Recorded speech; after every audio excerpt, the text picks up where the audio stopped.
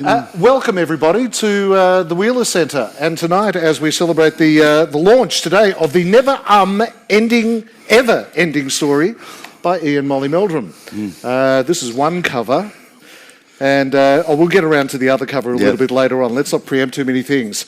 Molly and I go back a long way. In fact, I've known Molly not longer than he's known me, because I used to watch Commotion as a little child.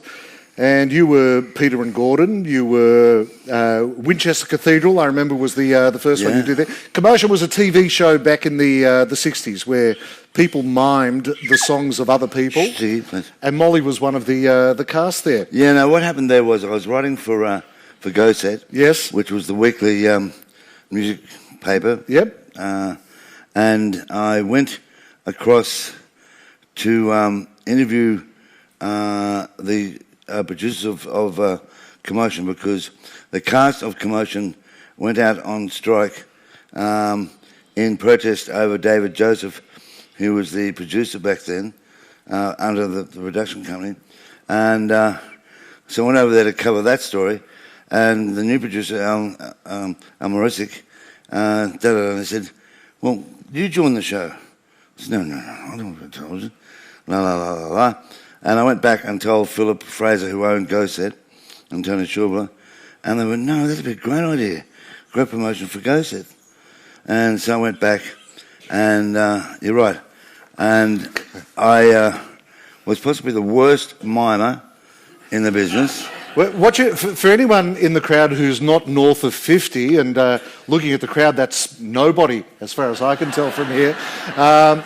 People mimed, and the people who mimed these songs on Commotion were bigger stars than the people whose songs they were miming. Yeah, because they'd go everywhere, and off they go. Let's not bog ourselves down in Commotion at this particular stage. We have a long journey to travel tonight. Another thing about Commotion, though, because I did songs like Winchester Cathedral, yes, Little Red Riding Hood, yes, and then one song that was very, very strange was Ziggy, sit down, please. All right, and it was Why Don't Women Like Me? So I think my life was somehow summed up then. I don't know what happened. Now the director of that show, and I might have the title wrong, but I've got the name right, was Robbie Weeks, whose path crossed with yours many times in the years that came on, and he described you as a collection of nouns searching for a verb. And I think he pretty much nailed it then. So it's no small irony that this collection of nouns searching for a verb has, after 8 million attempts, managed to get this book out. Let's go back to some of the earlier days, though, before we get to how the book came about and literary aspirations. Whether it was the swingingest guy in town, I think you were described that in your Go Set days, which has got all sorts of connotations, and I'd rather not get into all of that. But you grew up as which way was I swinging? Well, that's a very good question. I don't know. You also said that your favourite musicians at the time were, check this out, Barbra Streisand, Petula Clark, who I adore, and the Beatles. And we'll get to the Beatles shortly. Yep. Let's not joke, because that's a whole 10 chapters in itself. No.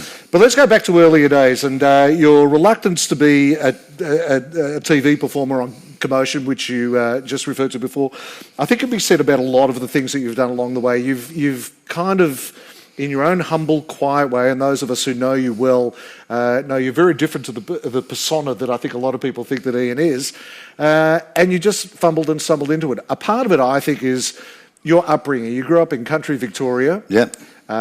You grew up in what was a very small town.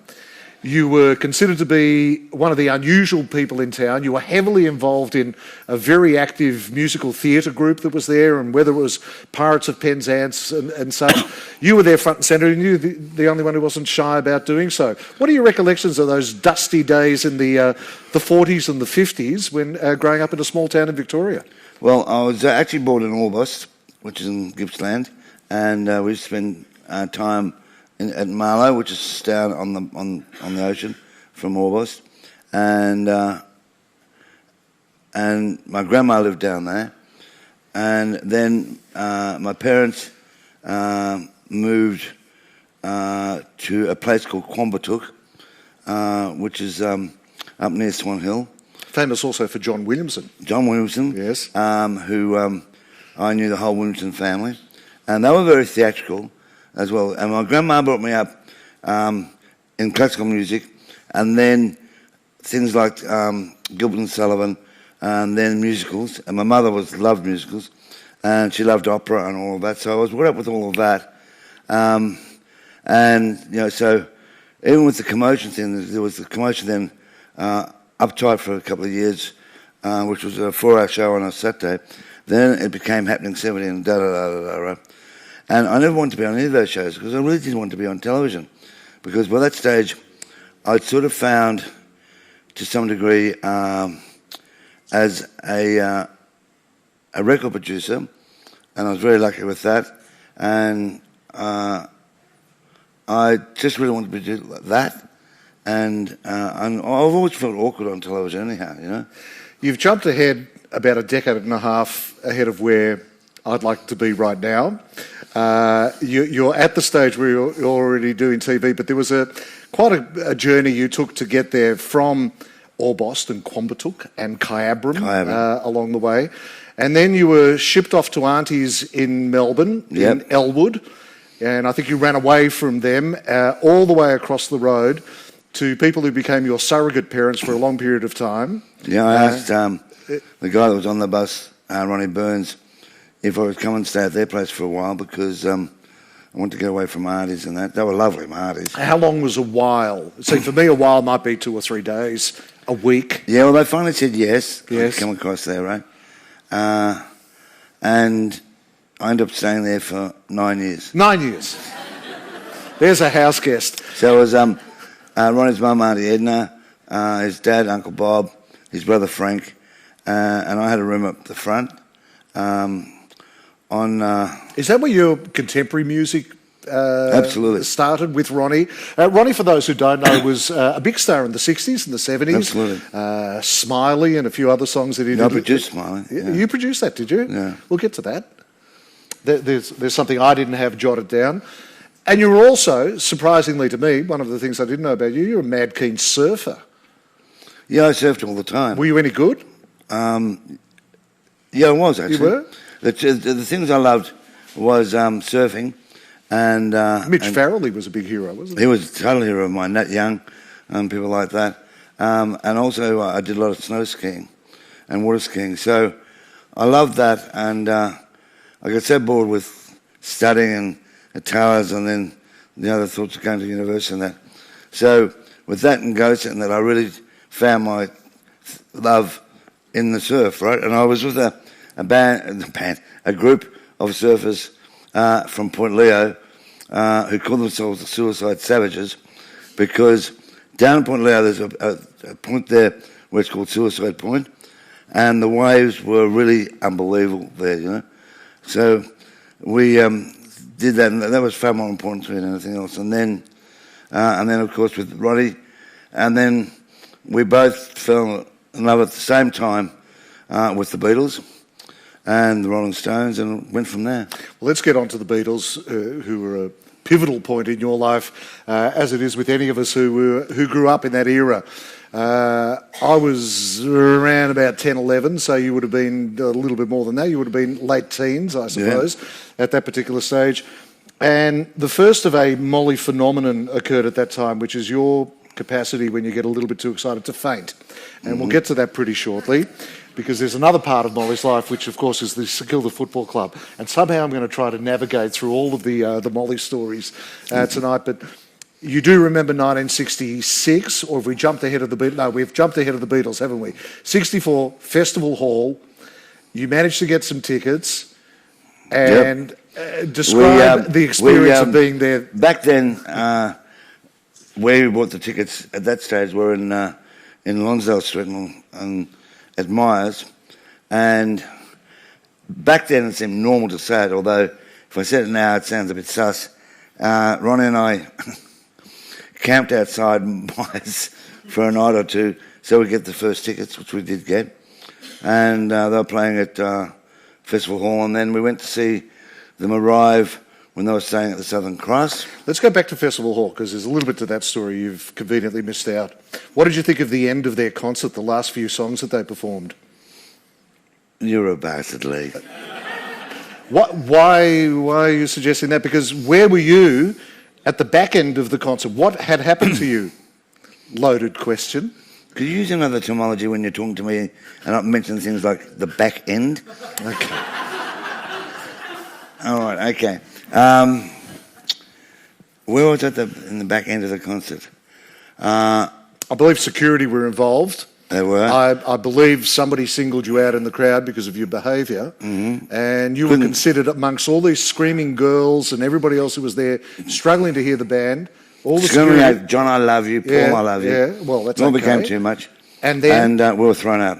They were thrown out. And then Ronnie tried to help me, and he was thrown out as well. He's never forgiven me for that.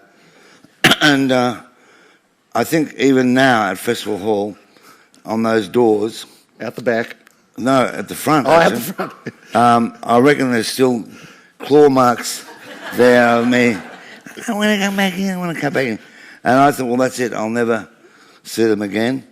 And then Ronnie, by the stage, was in a band called The Flies. And then I started going with Go Set, da-da-da. And I thought, well, surely the Beatles are going to be playing somewhere else in the world. And one day maybe I ought to go somewhere and see them, maybe in America or something like that. And it all changed. Little did we know. Now, when Molly says da-da-da-da-da, that's about 18 pages in the book, and you will need to refer to the book to actually get that information. Before we get to you heading off overseas and catching up with the Beatles somewhere else... it saves me of going... Do you need to look it up? Go to the index. What did I do? Well, Lee, never asked that question. Ooh, mama, mama, ooh, mama, mama, ooh, mama, mama, ooh, mama, mama. Before you headed off overseas, you were lucky to go and catch your beloved Saints playing in a grand final. Yes. It's 1966 now, and it got to a really critical part of the game. There's only moments to go in the game. Well, what happened was, by that stage, I was in the cheer squad. Yes. And we taped commotion, I should say, on a set tape. And I did the morning one. I said, well, I'm going now. And Robbie Weeks was there. And he said, you've got to tape all day. I said, no, I'm going to the match. And Himura said, well, if you do that, Meldrum, you'll never work again on television. I thought, I don't care. So I went off Caesar Cooler, play, and I was very excited. And at the end, it was Collingwood playing St Kilda, and the lead in the last quarter changed so many times, and then the scores were even. And Barry Breen miraculously made this kick, and it went through for a point, and that was all too much for me, and I went down on the ground and fainted. So, and I was still unconscious when the siren went. So, technically, I have never seen St Kilda win a bloody grand final. And I think you might be waiting a little while yet. Oh, I know that. Unfortunately, Yeah. So it seems. Although, one of my favourite songs, and I know you love this song as well, Bon Jovi, of Living on a Prayer. Well, I tell you what, I'm talking to God, Allah, Buddha, with the prayers. Please let me see St Kilda grand final. Yeah. I mean, imagine, like 66, and there were the scores even against Collingwood, and then we get to 2 years ago, and even again, why couldn't someone like do a Barry Brown and just sneak it through for a point, you know? And then, the next week, we were not up to it for the next week, and Collingwood won it, but... Hope springs eternal. Let's move away from footy for a little while. We'll come back to another Saints game later when the Saints played Richmond and you were there in amongst all the... we can bring that now. The Richmond faithful. No, we'll get to that. I've got to keep some sort of timeline going here. All right. Or I'll get lost. God, between the two of us, how are we going to keep this in some sort of order? Let's... now, for the writers in our midst... Well, I don't know. You were my boss for a few years on on Eon. We'll get to that later too. And I'll tell the story about Lee when he was my boss at Eon. And if he denies it, then I've got a backup for this one, because his beautiful wife is down in the front there, and she'll confirm he did this. We'll just tease it, and we'll get to that later. Let's get back to a bit of writing. You've referred to Go Set several times. Yep. And in amongst your entire bag of tricks that you were involved in at that time, and I probably shouldn't have used that expression either, thanks for not picking me up immediately on that, was your life as a journalist. Now, there were no Pulitzer Prizes involved in the kind of rock journalism and pop journalism that was written at the time, but you pretty much had the VIP card entrance to everywhere. You wrote about everything and anything, and I recall reading your articles back then and kind of wishing I had a job like yours. You also had the coolest Beatles haircut, I think, of anybody at that particular stage, which you insist on hiding underneath that hat for some reason. No, it's on the cover of that one. Yeah, check that out. Look at can you see that? Also, that's the alternative cover that we were going to show later. On the actual cover, and there are copies of this book available at the end of this night if you're interested, and Ian's very kindly agreed to sign some as well. He is the original hipster, and you will see this on the back cover, which is very difficult to see where you are at the moment. But that push bike, I reckon you could sell in Northcote or Brunswick or anywhere like that today for whatever money you want. I'm dreading that being on the back cover because, you know, in this day and age of being politically correct, I'm not wearing a helmet. Oh, there you go. No, I'm going to get brought down on that one, right? Well, there's a first, you being concerned about being politically correct. That's unlikely to happen. You're a journalist, you're working here, you're doing all sorts of things in the 60s, you're in love with the Beatles like we all are, and somehow you end up working for the Beatles. Mm-hmm. That was just the impossible get, and somehow you managed to get into that. How did you end up in the Apple offices? And I'm not talking about the computer people here, obviously. I'm talking about the Beatles offices in the swingiest part of the world in the fabulous 60s. Well, basically what happened was when I went across to London for basically the first time, I went across with the GROOP group, the group, which Brian Kay was in, and Maxie Rice and people like that. Don Moody and all of them. Don Moody and all that, right? And I went across there as a roadie, but Brian Kay does say in the book.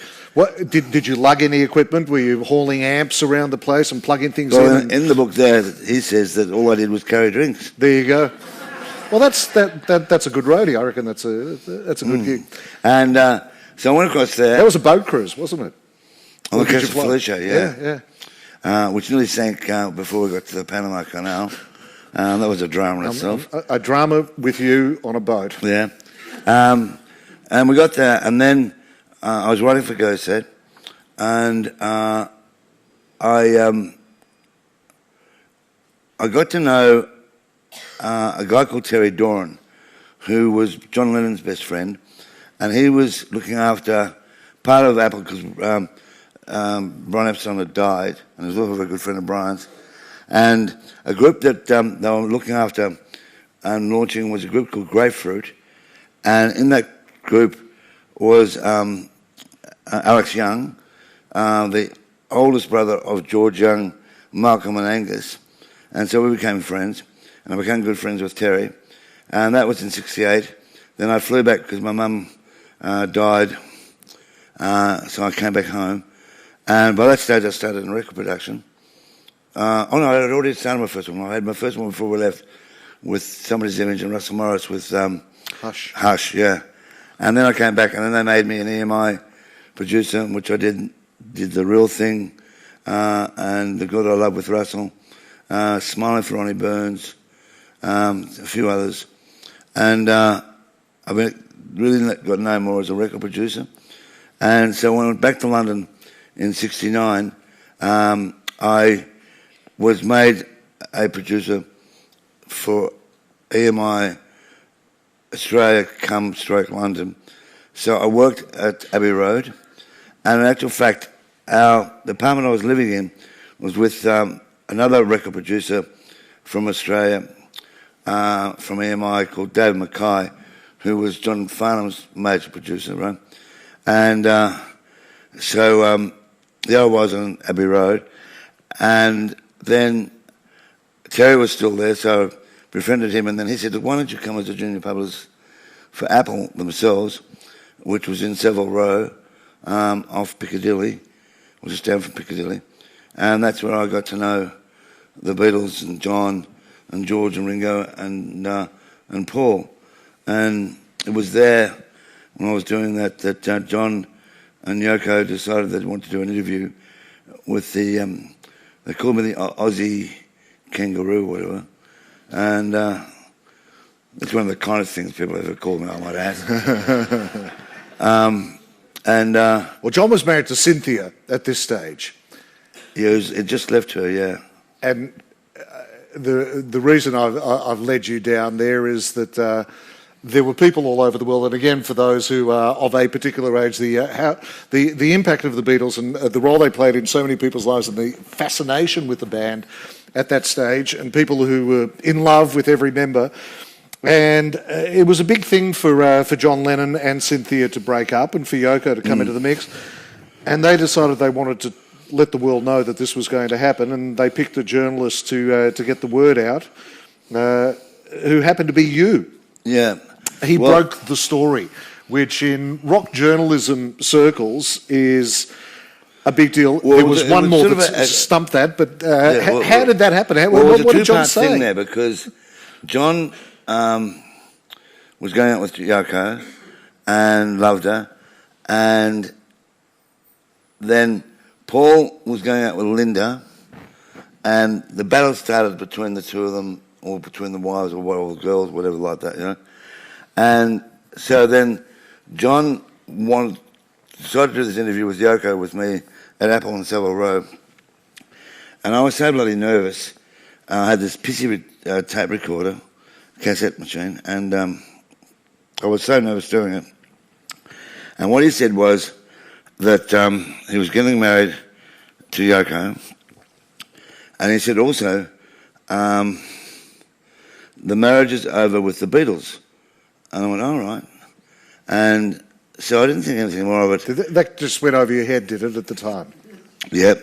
And then I dutifully sent the cassette back tape to Melbourne to go set. And making phone calls back then were very rare and very expensive. And I get this phone call from Phil Fraser, owning, as I said, the owner of Go Set. And he said, why don't you tell us, we were talking to you about the Beatles breaking up. I went, pardon? I said, when are they broken up? I said, where you got that from, you bloody fool? I said, that's not true. I said, no, it's fact. I said, where you got that from? And I'll use the word F, but it's in your effing interview, it is. It is my interview. I went, oh no, there's a mistake there. And it shows what a shocking journalist I am. I didn't even know. Just remarkable. So the person who broke the news that the Beatles had broken up, one of the most angst-ridden moments in the history of contemporary music, was a person who was oblivious to the fact that he broke the story, and I adore you for that as well. The fact is that that day that I did that with Yoko and John, they signed, because the White Album was the big album at the time, right? And they signed that for me, the cover, inside the cover, with the photos of the four Beatles. And then later I got Paul and Linda to sign it, and then Sean to do it as well. And that is my prize at home. You've seen it. I have seen it, and that is my unique. valuable thing in the house. It's just a remarkable thing, and the fact that it has survived all of Molly's parties with thousands and thousands of people traipsing through your place in Richmond is testimony to the respect that people have for what they've got there. Well, it's even more astonishing that I survived it. Well, I want to go just back a moment because I think it's hilarious when you actually met the Beatles. And you're in the office there, wherever it was, just off Carnaby Street or Savile Row, etc., etc. Okay, the first one. And in walks George. George, yeah, first. And then I was at a club called The Revolution, and they're having a big reception there for something else. And I was with Camilla Beach, who I loved, and she was a journalist from over in England and New Australia and all that sort of thing. And suddenly Terry walked in with John and Ringo. I went, oh, God. And I went, Camilla, quick, John Lennon's here and Ringo's here. Rah, rah, rah, rah.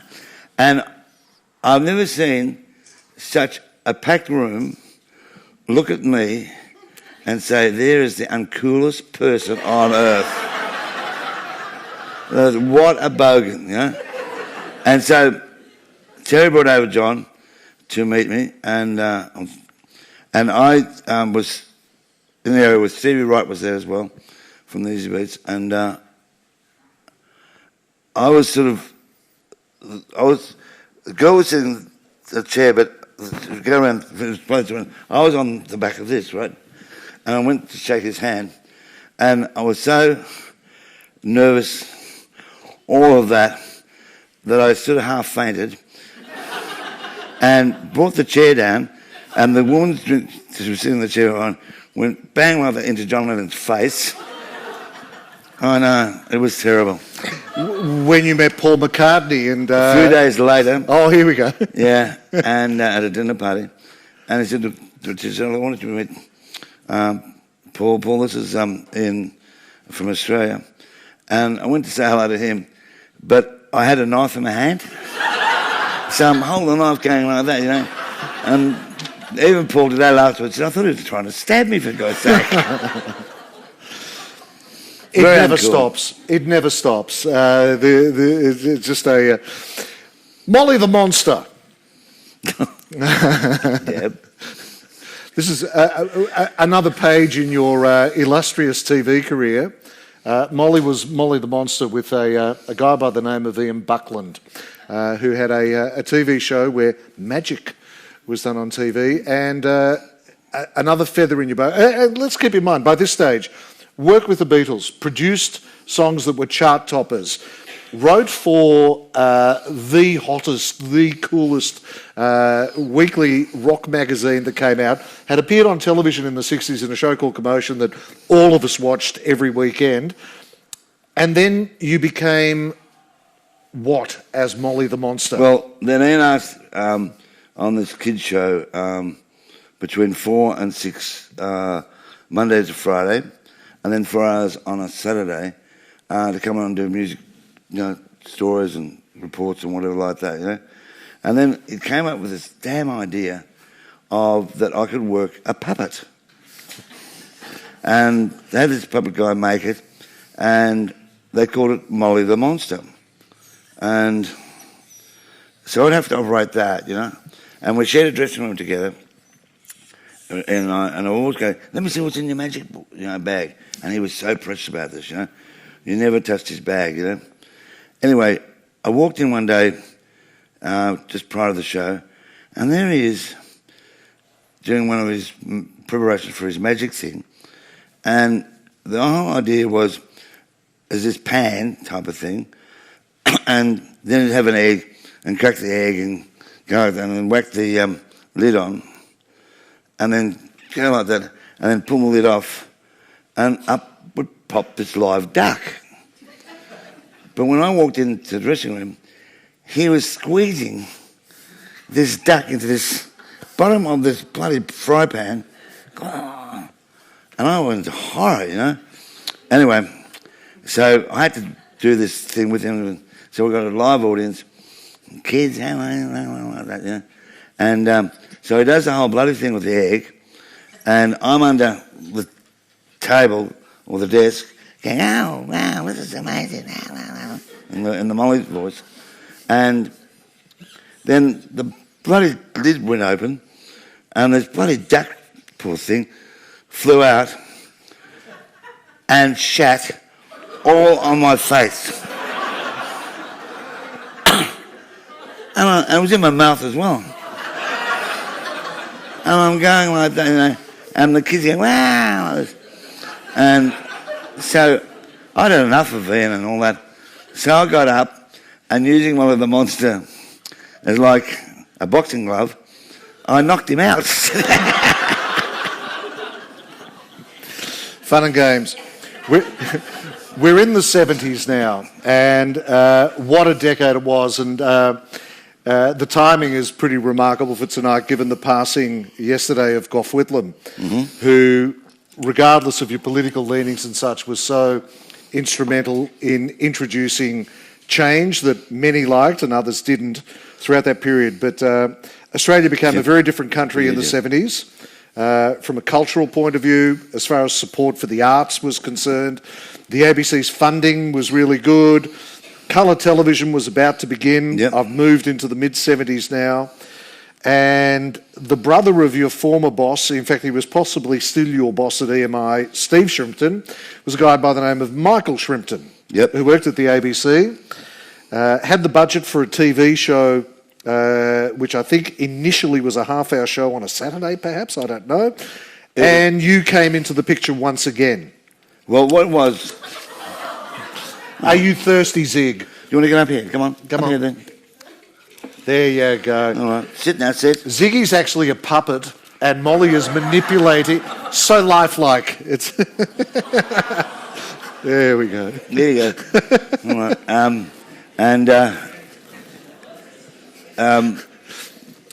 So you never work with animals, Molly. What are you doing?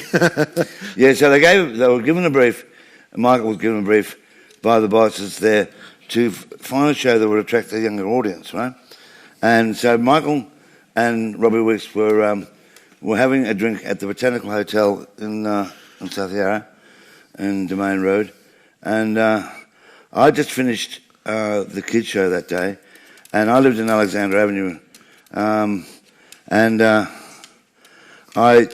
wanted to get a bottle of scotch, so I careered down in my white Celica, and we'll reverse over that for a sec. Molly drove a white Celica in the 70s, which some of you will understand.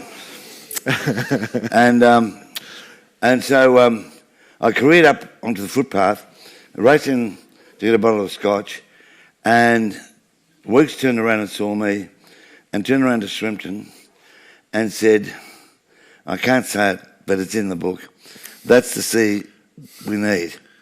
The charming person, I think it might have been, or the character, the chap. Yeah. Didn't say a chook. So he brought me over to meet Michael Shrimpton, and Shrimpton, very ABC and BBC, but he also was very much like Sir John Gielgud. He looked at me and said, so tell me, he said, why did you do that? Pointing out to the Celica. And apparently I said, well, there was nowhere else to park. I went, so what do you do, Ian? I went, I write for a music paper, I'm a record producer, and I'm a this and that. And also I've been doing this kids show at the moment called, I was doing it by myself by the stage, called Anything Can Happen. And I said, look, would you like a drink, you two? And they both declined. And so I went off. And Shrimpton turned around to Weeksy apparently and said, you can't be serious. He said, that man can't even put two sentences together, for God's sake. And so I was given the job as talent coordinator, like producer. And we never ever imagined, it was actually for Friday night, for an hour, and it was given 6 shows, which they then extended to 8. And then that was that, of 74. And I thought, well, that's that, you know. And then Michael rang me in January and said, I've got some good news for you. And I said, well, what's that, Michael? He said, the ABC want to do it again for 75. And I went, oh, for how long? And I said, what, for another 6 shows? He said, no, they want to do it for the whole year. I went, what? And I went, oh, my God. Because even back when we started Countdown in 74, I had to go into Ken Watts, who was the head of the ABC in Victoria, to pitch this whole idea to him. And Ken Watts took forever. And Ken Watts said to Michael, he said, "Did you understand him?" He said, "Because I didn't understand a word he said, for God's sake." Anyhow, that all happened. So then 75, and it became then an hour show on a Sunday night, and where we found our true home. And then, because of the success that happened with that, they then made it for end of 75 into 76, and then so on, the repeat on the Saturday as well. The show was a phenomenon, and I don't think anybody in the room is unaware of the impact that Countdown had over that era in so many ways. Yeah, but hold on. There are other shows, like I Was Sounds with Donny on Saturday mornings, and then really a prelude to MTV was a show called Night Moves, and who was the host? His Majesty here. I used to wear a wig in those days. It was sort of long and curly, and a really tight corset. I've always looked like this. Thank you, Molly. So what are you saying? I fancied you? Sorry, Jan. Yes, I did. The thing about Countdown, going back to this, and we missed out on one point there, your show was chosen to launch colour television on the ABC, mm-hmm. So at 5:59 it was all black and white on that Sunday night, and then at 6 o'clock television exploded with a show that was already hugely popular all over the country. And you were blessed in so many ways at that stage, because two of the acts that were featured on that show were about as colourful as you could get. One was Skyhooks, and those who remember Skyhooks will know what that was all about. And Red Simons, who apologises. Red was going to be here tonight, but he was otherwise occupied unexpectedly at the tail end. And you also had Sherbet involved in the equation. There was a war, so-called, between the Sherbet fans and the Skyhooks fans. And you plunked yourself right in the middle of that and just played them like violins. Yeah, look, all of them were great friends of mine right back from the start, right? And with Sherbet, Skyhooks, John Paul Young... John Farnham, and... Ted Mulry. Without those people, and then obviously then after that AC/DC, without that talent, then Countdown would never have been a success at all. So it's them that made the success with the ABC crew, not me. It was them that did all that. And we did one of the first videos, film videos of our own bat, was a horror movie with Skyhooks at Luna Park. And then the next one we did was the one with AC/DC in Swanston Street, where one of our producers came with the idea of putting them on a truck. And at midday for a peak hour lunch break, and I thought, that's not going to work. And that would have cost, back then, in total, around about $460 or whatever it was. Just $450, full stop. Not $450,000 or $45,000, just $450. And even today it is one of the most played music videos in the world. Absolutely. I clearly recall the day I was working at 3XY at the time, and we were in cahoots with the ABC, and the idea was to get as many AC/DC fans along Swanston Street as we could at the time. So there was a lot of excitement about the fact that it happened. The thing to me that's astonishing about that clip, and if anyone's attempted to shoot a video anywhere in the city, the amount of permits and fees and things that you need to acquire, an incredibly laborious process, and occupational health and safety issues, and you've got to have the ambulances and the this, that and the other. You just basically just drove down Swanston Street, which, by the way, had cars going up and down it at the time. It was before it became a walkway. No, absolutely right. I mean, to try to get permits now would be impossible, because they set up themselves, the councils. But the amazing thing, we go past the town hall and all that, but there's a part of history there as well, because the gas and fuel building was still there, that ugly building along the Yarra, across from St Paul's. Okay. And luckily they knocked that down the end, and now it's Federation Square. But remember that ugly building? I do remember. Looked like council flats, yes, wonderful 60s architecture. But that's in that video, yeah. That's great. I'm very conscious of the time, and also we'd like to give you the opportunity for some questions to Molly directly shortly. So if you have something, start finessing it and honing it. We'll get to that in a little bit. A few other things that I'd like to cover off, and the book is astonishing, and I still haven't read it the whole way through. I've done what most people do when you get a book. You go to the section with the pictures first of all, and you pick your way through all of that. And I'm about halfway through, and it is reliving my life. And you're an astonishing storyteller. Perhaps found it difficult to put it down in writing yourself. You've worked with some really good people along the way in several stuttered attempts at getting a book up and running. Laurie Masterson was the first to work with you. Well, way back, and 79. We were just documenting stuff back then, and because we had, like, as a diary, obviously countdown.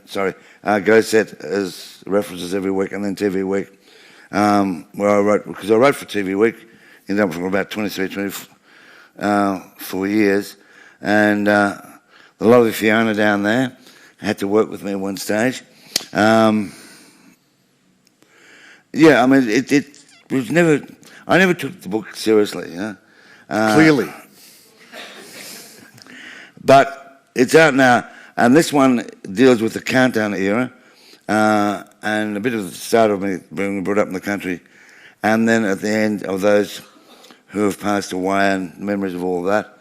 And then next year there'll be the book covering in detail, country life, then my love for cricket and my friendship with all of them, St Kilda, Melbourne Storm, and also the years on Channel 9 with Hey Hey and the infamous John Blackman and Dickie Nee. And I don't know if you saw the Hey Hey thing a couple of years ago when we did 2 specials of Hey Hey. And I actually took Ziggy when it was only I only had him for a few weeks. And I took him on the set with me, much to the horror. And then Dickie Nee popped up and Ziggy attacked him. And I've never been so happy on television in the whole my life. That is great. Hopefully your radio career at Eon FM will appear, where you and, in the first instance, John Peters and then Gavin Wood, your partner in crime at Countdown. What Lee...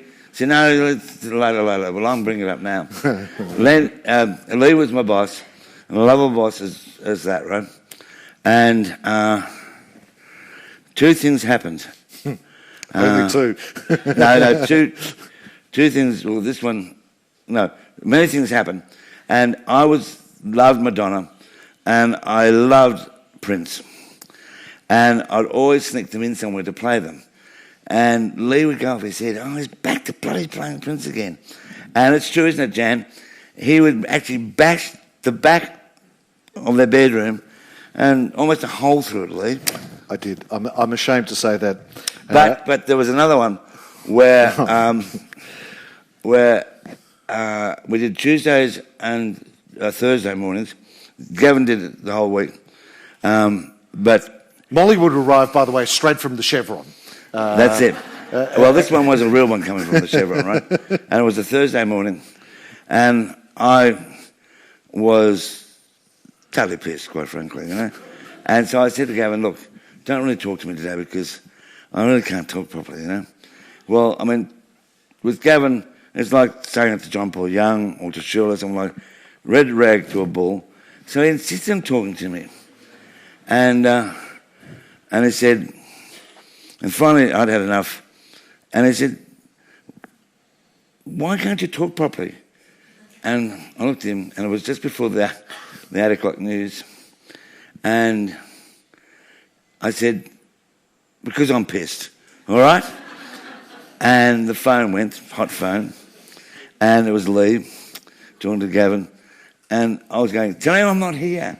Tell him I'm not here. Like this. So anyway, the 8 o'clock news happened, and then it came back to Gavin. And he said, needless to say, Molly won't be joining me on the show for the rest of the morning. He's just not well at the moment. Food poisoning, I think, was the reason that was given. And then I was furious that Gavin had made me even speak and say that. And I said, look, I'm not worried. I said, actually, I'm going down, because I noticed the boardroom's open. I'm going to have a drink. And Gavin, no, I said, yeah, I am. So I went down to the boardroom and had a couple more drinks, because that part was open. And then it really hit me. So I lay under the table to have a bit of a sleep. And I woke up and I could hear all those voices and freaking. And here was Lee, Bill Armstrong, and them discussing my future.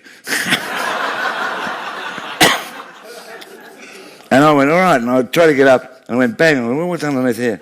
And then they had to carry me out. Yeah, he kept working for another couple of years after that as well, so that's okay. We had to be protective. We're running out of time, Molly. We could go for ages. I do need to cover off a couple of things. Your infamous fall a couple of years ago shocked everybody. Was a gathering point for your countless friends across the world, from the White House to royalty, Elton John, and people left, right and centre.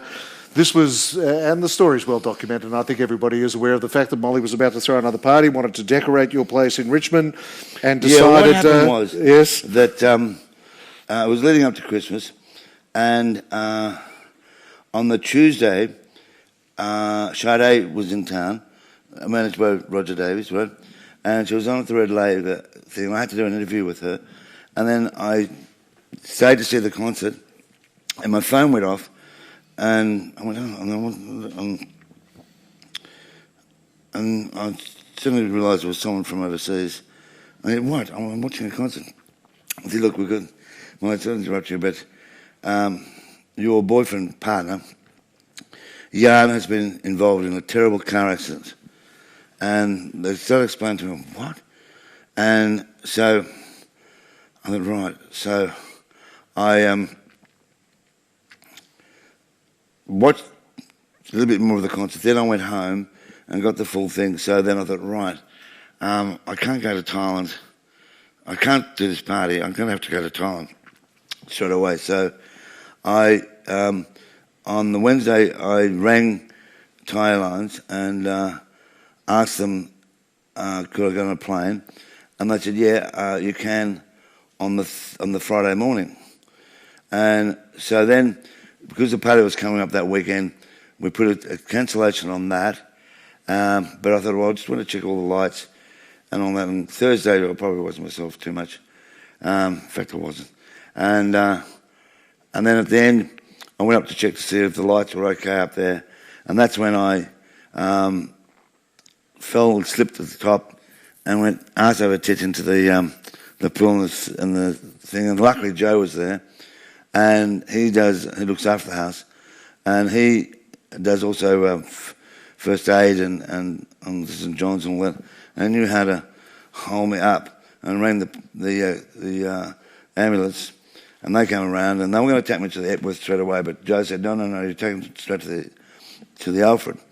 But I don't remember anything from there until the 5 weeks after I was unconscious at the Alfred, right? And then I woke up and think, God, what's happened here, for God's sake, you know? I felt so sore and all that sort of thing, right? And I was being shifted to the Epworth the next morning. So they took me over there. Well, in the afternoon I went there, that's right. And my room was up, third floor up where it was, and it overlooked towards the MCG and Amy Stadium, and all the lights on at the MCG, and I thought, oh, Jesus, what's going on? The cricket's on. So I started getting up and trying to find my clothes, and then one of the nurses walked in and said, Mr. Meldrum, what are you doing? I said, I'm going to the cricket. And she said, no, you're not. And I said, yes, I am. And so she then called all these people to come in, and I end up, and she's a very, very nice lady, but I ended up calling her Nurse Ratchet after that. I mean, and she said, right, you've got two options here, Mr. Meldrum. I said, what are they? She said, well, the first option is we'll put you in a straitjacket, and you've got to admit that you wouldn't look very nice in a straitjacket at the MCG. And I said, okay, well, what's the second option? And one of the doctors had gone around, and they went, this. And they knocked me out, right? As it turned out, and it could happen to me, there was no cricket on that night. They were just testing the bloody lights, for God's sake. So that was that. And then the Epworth they were wonderful people, and as were the Alfred with Professor Jeff Rosenfeld. But then at the Epworth with Yale and my brother Brian and people like yourself and that, and all these flowers and cards, and Mark and his wife, Kathy, Mark's my manager there. And the papers, and it was becoming so overwhelming. I mean, I couldn't take it in, you know. And the flowers would arrive, and I got them arranged that the flowers then could be taken to other patients in the hospital. And I just couldn't comprehend it, you know. And then I thought, after a few weeks, and I hate being fussed about and all that, blah, blah, blah, and I've got to get out of here, you know. And I found the way of doing it, because on television at that stage, on 9 or 10 or one of the networks, they were advertising a series coming up called Alcatraz. And I went, and I watched it and watched it. I thought, that's how I get out of here. And then they said I had to go across to do rehab and exercises. And I heard from one of the patients that they had no locks over there, the whole thing like that, you know. And I thought, that's the way I'm going to do this. And so Bricky, one of the people that does all the gym stuff and all that, she said, Molly, it's time you went to, I said, I'm going to come tomorrow. And she said, no, you're just saying that to keep me happy. I said, no, I'm really going to come with you tomorrow, right? And we get across there, across the road, a beautiful building across the road, a very old, big terrace place, you know?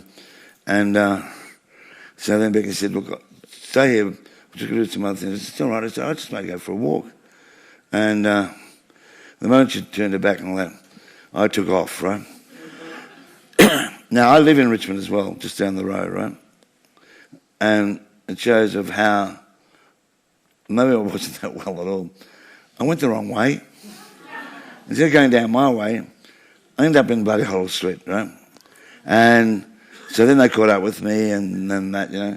And I finally got myself home, you know. So I was very proud that I'd done that. Then my brother Brian came around and said, Ian, you've got to go back to hospital now. I said, I'm not. I'm going inside. I said, open the house up, Brian, you know. And he said, no, I'm not going to do that. And by that stage, Sue Kadinsky was there, and Lizzie was there, and Yale, thank God, was up in Queensland. And finally I said to Brian, I said, remember when we were growing up as kids? And I said, remember this? I got my fist, and I said, oh my God, he's going to hit Brian. I said, remember what I do with that?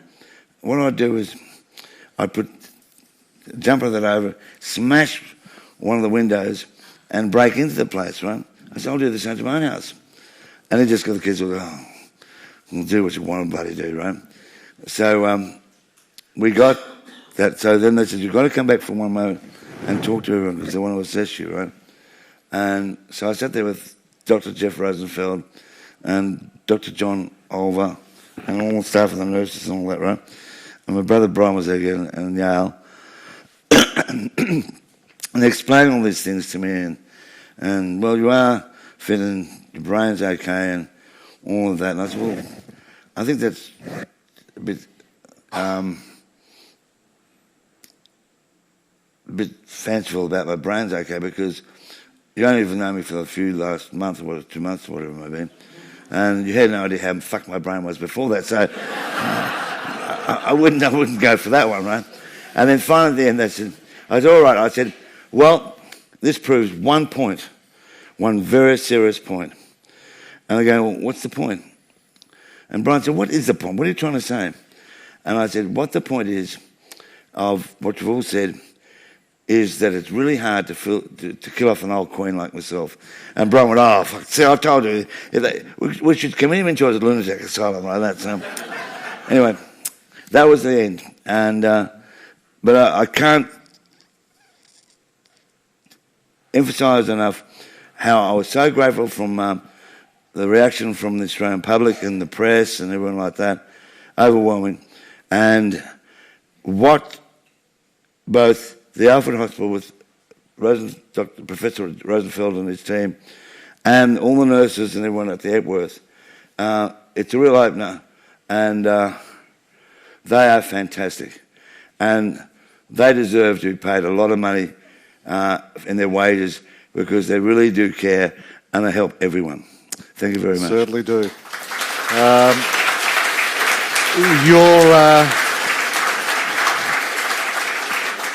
You're very lucky that you're still alive, and we're very lucky that you're still alive as well. You are, as was announced by one of our papers the other day, a living treasure, and in amongst some interesting company in that. We've run out of time for questions. If you would like to know what Jack Newton said to Princess Di when he and Molly and Princess Di were at dinner together, you need to get the book. These are things that were going to be revealed tonight, but they're now not. If you would like to know what Mother Teresa said to Molly when she bumped into him for the second time somewhere, much to your surprise, what she said, what Nelson Mandela said, and the list goes on and on. Prince Charles. We all know about the infamous Prince Charles interview, or I presume we all know about that.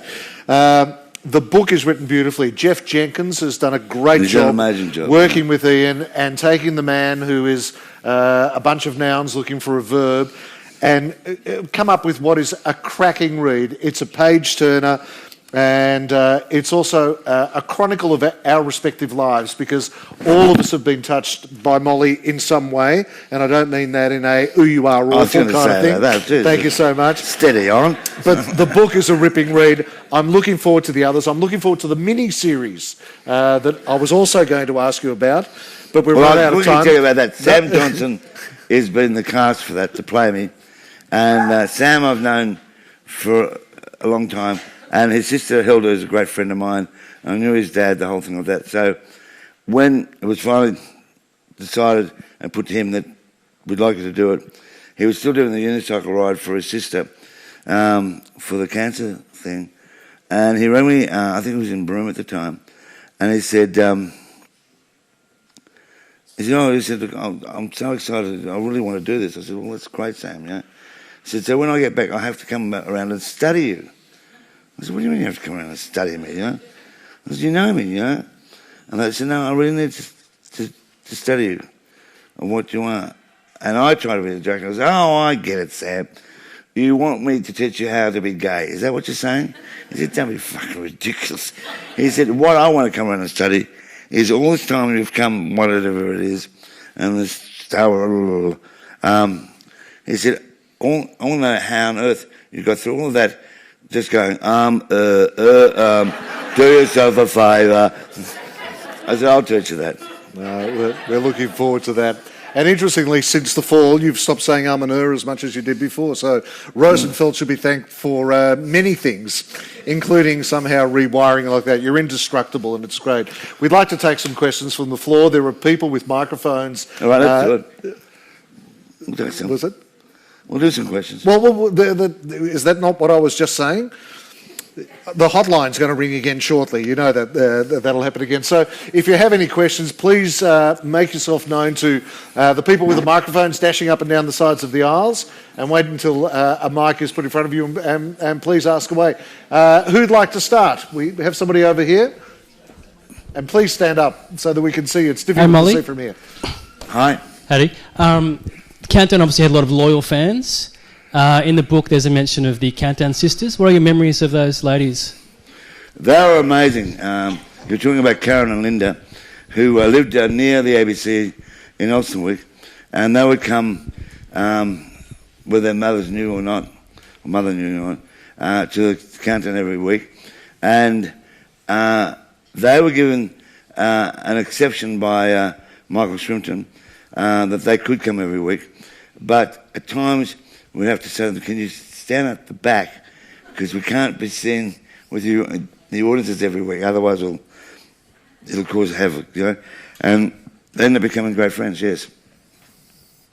And then one of them, they both do their own thing, and they do it very well too. Next question. Surely.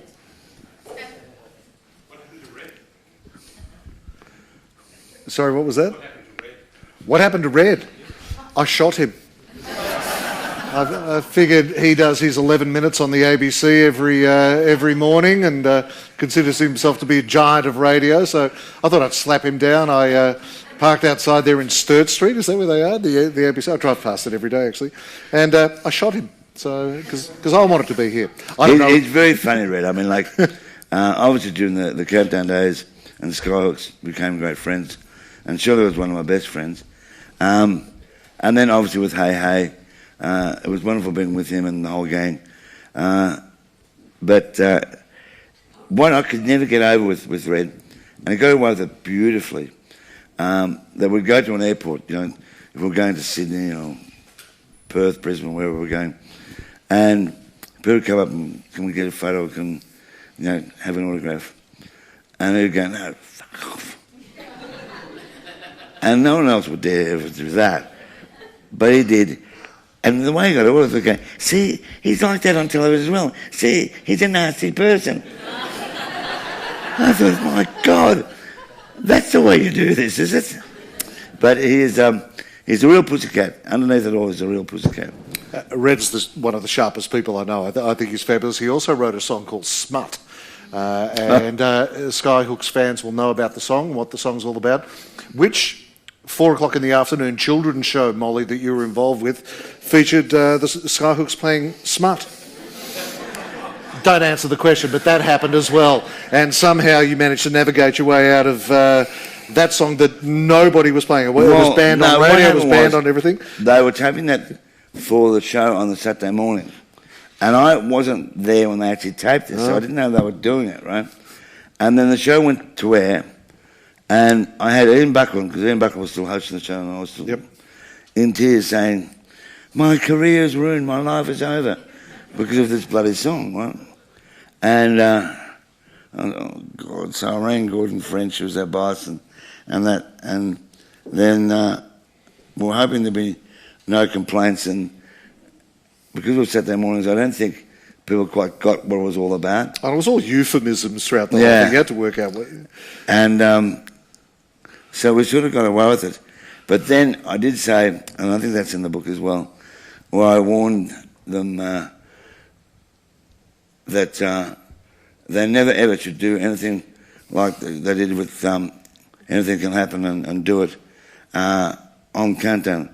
If you do, I will come around and smack your bottoms. And Shirley's remark was, in your dreams.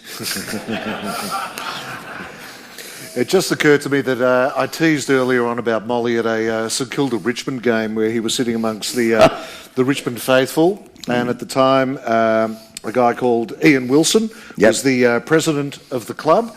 He is the father of Caroline Wilson, the renowned writer for The Age. And Molly was there with George Negus, I believe. He was doing a 60-minute piece on you. Yeah. And you were being a little bit vocal in the crowd. Would you like to pick up the story? And we were guests, and it was a Richmond home game at the MCG. And George and I were there doing this story part of the story for 60 minutes, and there were three ladies in front of us, and then I'm barracking this in cooler, and this woman turned around and said, "Excuse me, will you stop doing that?" I went, "What?" And she said, "You're guests of the Richmond, football club, and you're in the members, and just don't do it, right?" I looked at George, and then the game was a very exciting game, and I started doing it again, and she had to go at me again, and I went, "Oh God!" So then the third time when she did it to me, I just leaned and I said, "Excuse me, can you come here for a moment?" And she said, "What?" And I said, very loudly, "Would you kindly fuck off?" And so there was half-time. And then after half-time, George and I came back and sat in the seats, and these three ladies didn't turn up. I went, "Good." And as it turned out, the game was a draw, I think. And then we had to go down into the MCG, like the members area, for drinks with the Richmond board and all of that. And this guy called Ian Wilson, right? And I told Mr. Wilson, "This is George Negus, da-da-da, blah-blah." And he said, "Oh, you probably haven't met my wife. This is my wife."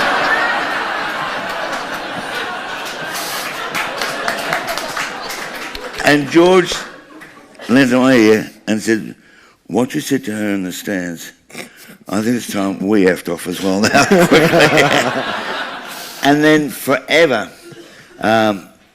it's a standing joke with Caroline, is a time when she goes and says, "You told my mother to whatever, yeah." And so she keeps doing it. And then about a year ago, she did it to me. And I said, "Well, yeah, I did." I said, "But Caroline, I'm sure it's not new anymore, because I bet you anything, there's a lot of players from a lot of clubs that would like to say the same thing that I said to your mother, for you to do the same thing." And she went, "Oh, well, like that." And one other I'll tell you of silly things I've done like that is Greg Inglis, who is Aboriginal and was an amazing player for Melbourne Storm, and he had to leave us because of salary caps, and ended up playing for the Rabbitohs, right? And under Russell Crowe and whatever, right? And so we remained close friends and all that, right? And it turned out about a few weeks ago I had to do a thing for Fox Sports of interviewing AFL players and also NRL players. So I had Billy Slater from Melbourne Storm and Cameron Smith and Cooper Cronk, and also Will Chambers, who also is Aboriginal, right? And then on the AFL side was NRL with Greg and Buddy Franklin for Sydney. And so whole thing, and then GI does this thing, yeah. So am I still the one you love the most? And are you still your favourite? I said, "No, look, I've told you, GI." He said, "Don't bring up about Cooper or Billy or Cameron." And I said, "No, that's not my problem anymore." I said, "I've got another problem with you now." And I said, "Well, what's that?" I said, "Well, with you and Buddy and Will Chambers, my dilemma at the moment is, which Abbo do I love the most?" And he went, "What?" And I went, "We can say those things." So it was a joke. And then a couple of days later, Will Chambers me. I said, "What did you say to OGI?" And I said, No. And he laughed. We all laughed about it. It was all fun like that. I said, "Will, you can be rest assured, you're my favourite player. I love you more than anyone else, right?" A day later, Nicole Slater, who actually painted Ziggy on the cover of this, she rings me and says, "Oh, look, I've got Billy. Billy wants to speak to you." And I said, "Hi, Billy." And he said, "Come on, Molly." He said, "I want you to tell me over the phone now, I'm the one you love the most. I'm your favourite player." I went, "Oh, God, this is going around like..." So the next day, Buddy Franklin rang me. And I said, "Buddy, before anything else, I don't know what you've heard, you are my favourite player. And he went, right. And he said, so I'm your favourite player? I said, yes. And he said, so I can say then that I'm your favourite ABBA as well. I went, oh no. But no, they're all great. We all have a great time, you know. So you don't ever should joke on those things like that. But going back to the story that Lee and I talked about, with Karen Wilson's mum, I will never ever, it wasn't a joke, I'll never regret it for telling her to wad her at the ground, because that was just too much, you know. Far too much. That story and more in the book that's available at the back of the room, and I think we might actually set up something here. No, we're not going to do that. Come on. Are you coming up? What are you doing? Come on, come on, There say we hello. go. There's he again. He's over there. He's over there. Are there any other questions? Last chance for a question. Nobody else has got... Oh, someone? Yeah. Yeah. Oh, here we go. Now the hands are coming up. Middle of the room here. If... Oh, right at the back. Is there somebody at the back with a mic? There we go. Gentleman with the hat. Hi Molly, I'm the other guy with the hat, Henry Greener here, old friend. All right. Just wanted to know, did you mention anything about your great love for Egypt and collecting in your book? Because you've mentioned all the rock Great love stars, but I know your decor and everything, your life is Oh, the like, Egyptian side. Oh, Yeah, The all that. Egyptian side. Yeah. Well, I've been there about 47 times, and I study archaeology, and I study ancient Egyptian with the pharaohs and all of that. You know, it is one of my favourite places. And with what's going on, obviously, with the Middle East at the moment, luckily, through the Spring Revolution time, Egypt is fine, and it's still safe for everyone to go there, believe me. But it's very sad to see what's happening with, obviously with Syria, and now with Iraq, and possibly Libya. And hopefully it'll work out for everyone in the end. And that all the hate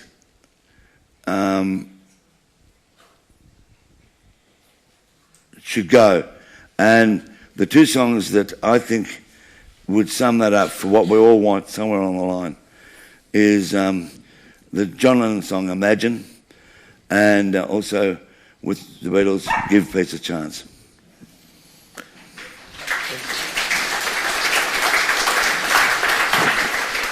You heard the news about all the X-rays and DNA checks and the forensic archaeologists who've come up with a portrait of what King Tut actually looked like? Yeah. Tutankhamun, and I think you have several King Tuts at your place, don't you? And the sarcophaguses, I do, if that is indeed. the plural of or is it sarcophagi? And poor old King Tut, who we thought was just the glamour puss of ancient Egypt, was the son of a brother and sister, had a club foot, a droopy eye. I don't know how they worked all that out, and I'm saddened myself that that image is I think with those researchers and all that... They don't know what they're talking about, do they? Yeah. No, not at all. Look, on that note, I think we'll wrap it up for here. Again, thank you, everybody, for coming along tonight, and